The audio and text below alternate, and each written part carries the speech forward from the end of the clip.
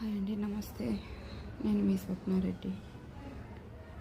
నేను ఇంత బాధపడి ఎందుకు చెప్తున్నానంటే, దయచేసి అర్థం చేసుకోండి. అందరూ హ్యాపీగా ఉంటే మనం కూడా హ్యాపీగా ఉంటాం.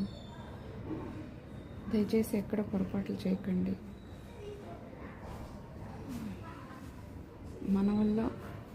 మన వల్ల ఎవరు బాధపడకుండా చూసుకోండి. హెచ్ఐవి గురించి మీరు కూడా వీలైనంత అవగాహన తెప్పించండి. నేను ఒక అక్కగా, చెల్లిగా, అమ్మగా చెప్తున్నానండి. దయచేసి అర్థం చేసుకోండి. ఒక ఫ్రెండ్గా చెప్తున్నాను. ఎక్కడ కూడా పొరపాట్లు చేయకండి. కుటుంబాలు నాశనం చేసుకోకండి. ప్లీజ్ అండి, ప్లీజ్. నేను చాలా బాధలో ఉన్నాను. అర్థం చేసుకోండి. ఏడవకుండా చెప్తున్నాను.